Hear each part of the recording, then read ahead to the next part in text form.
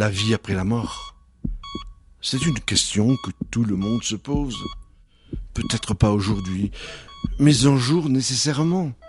Demain peut-être à cause d'un proche, d'une amie qui est en train de nous quitter. Et pour nous aussi, l'heure viendra.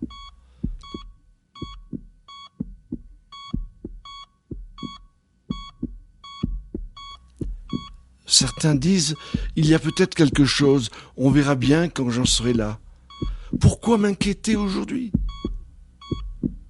D'autres passent toute leur vie à préparer cette rencontre de l'au-delà, à préparer l'éternité, tellement c'est important.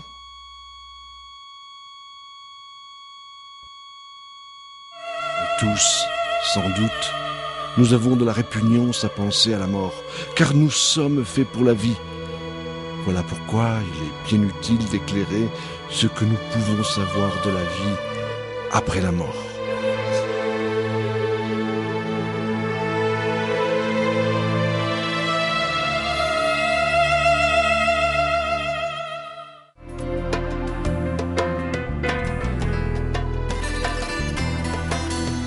Depuis l'Antiquité et depuis la période prédynastique, on pratiquait déjà la momification.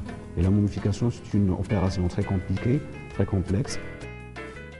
Comme l'avait décrit Hérodote dans son livre Histoire, tome 2, c'est un processus qui peut durer plus de 70 jours. D'abord avec une lame en pierre d'Éthiopie, souvent c'est de la diorite, on ouvre le cadavre au niveau des flancs, puis on retire les viscères et on met les viscères dans 4 pots qui représentent les 4 fils d'Horus. Donc ils sont les protecteurs, chacun de l'estomac, du foie, des intestins et des poumons. Mais on n'enlève pas le cœur, parce que le cœur, c'est l'objet du jugement, ou du rite du jugement qui se fera dans les deux salles souterraines, dans le monde d'Osiris, qui est le dieu des ténèbres. On retire avec un instrument métallique le cerveau à travers les narines du défunt. Après, on lave le cadavre avec l'eau du Nil et avec le vin de palme. Et on introduit beaucoup de produits à la fois minéraux et végétaux, tels que la myrrhe, la cannelle, la gomme, tout ce qui est aromatique. Hérodote disait 100 de plantes aromatiques, sauf l'encens. Et les parties qu'on a enlevées de la viscère, on les remplace avec des chiffons de lin enduits de résine. Pour les catholiques, la vie au-delà, c'est en principe monter au ciel, aller au paradis. Alors ceux qui ont fait le bien vont au paradis, ceux qui ont fait pas trop de bêtises vont aller au purgatoire, et ceux qui ont été ou qui ne sont pas croyants vont aller en enfer. Donc on a trois possibilités, le paradis, le purgatoire et l'enfer.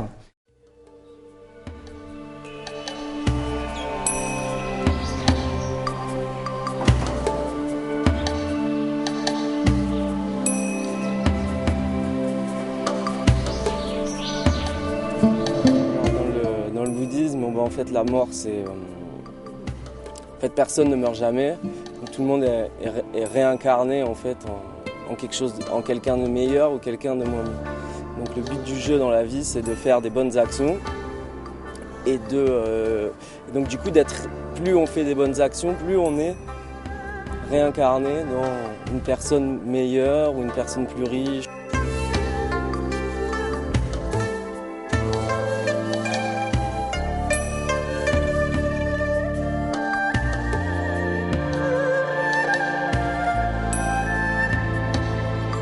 Souvent on dit que le bouddhisme c'est pas une religion, d'accord ? C'est pas une religion, on dit. Pourquoi ? Parce qu'il n'y a pas de Dieu, d'accord ?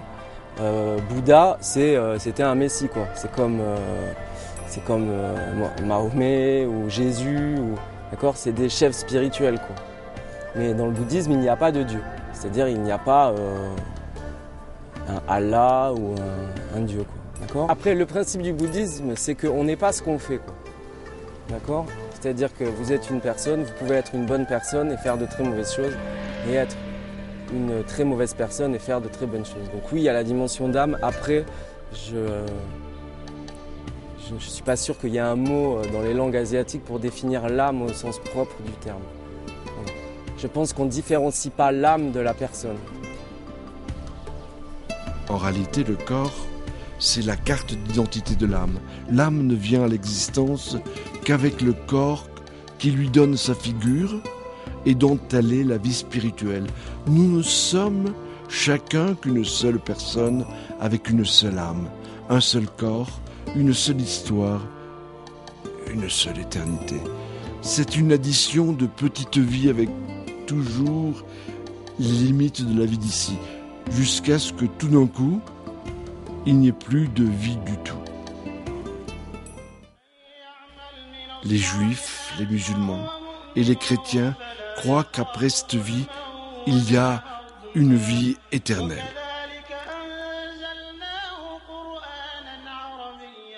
فالموت يعني الفناء لقوله سبحانه وتعالى كل من عليها فان ويبقى وجه ربك ذو الجلال والإكرام.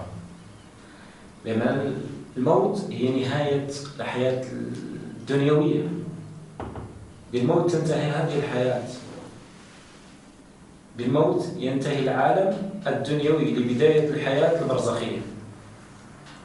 لذلك الله سبحانه وتعالى ما حدد وقتا محددا أو معينا لموت الإنسان، بل ترك ذلك مطلقا ليجتهد الإنسان، ليجتهد بالتزام الأوامر واجتناب النواهي، أن يجتهد في الطاعات. ولا شك أن الاجتهاد في الطاعات أيضا يقتضي الاجتهاد في الأمور الدنيوية. À toute chose sa fin, et donc la mort c'est la fin de la vie. Et la mort sur le plan clinique se caractérise par la froideur des extrémités et puis de tout le corps en ce qui concerne le défunt. Et par la suite, il y a arrêt de toute activité cardio-respiratoire. Sur le plan scientifique, la mort est confirmée par un certain nombre d'examens, à savoir l'arrêt de l'activité cardiaque par un électrocardiogramme plat et l'arrêt de toute activité nerveuse confirmé par l'électroencéphalogramme. Donc, et sur le plan clinique également, donc la mort se caractérise par une mydriase bilatérale aréactive. De notre côté, Louis Pasteur, le savant qui a découvert les microbes et les vaccins, si exigeant en matière scientifique, croyait à l'existence de l'âme et à l'éternité. Il remerciait Dieu de ses découvertes, par exemple dans son discours pour l'inauguration de l'Institut Pasteur. Et il a écrit à propos de la mort d'un de ses enfants la plus belle déclaration d'espérance, se retrouver dans l'éternité.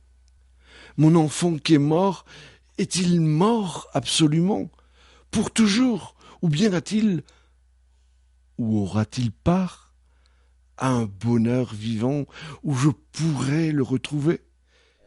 Moi personnellement, en tant que catholique non pratiquant, je pense qu'on vit notre enfer sur terre et qu'après la mort, on est bien. Voilà, on est, comment dire, on est tranquille, on veille sur nos enfants, sur nos petits-enfants, etc.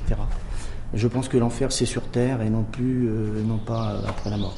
الاتجاه المادي من طبيعة الحال نكذبه كما كذبته يعني الآيات القرآنية وكذلك الأحاديث النبوية. فالإنسان لا شك انطلاقا من المنظور القرآني والحديث النبوي أنه سيحيا حياة بعد الفناء. ويعني هذا سؤال قد وجه للنبي صلى الله عليه وسلم يعني عندما قال بأن الإنسان يصبح يعني رفاة فنفخ فيها فقال هذه العظام ستصبح يعني عظما وسيحيا من جديد وسيحيا صاحبه من جديد. فقال صلى الله عليه وسلم هل لك شك في ذلك فانظر ما الأسهل وما يعني الأصعب. هل يخلق الإنسان، هل الإبداع عندما لا يكون الإنسان أن يبدع الله سبحانه وتعالى أم أن يعيد تركيبه؟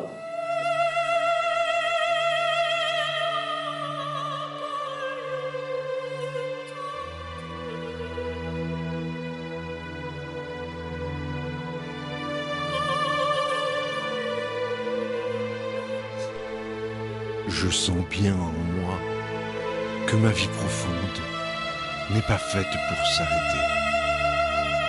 Le néant me répugne. Il faut de quelque façon que ma vie mon être dure au-delà de la mort dans une certaine forme de vie.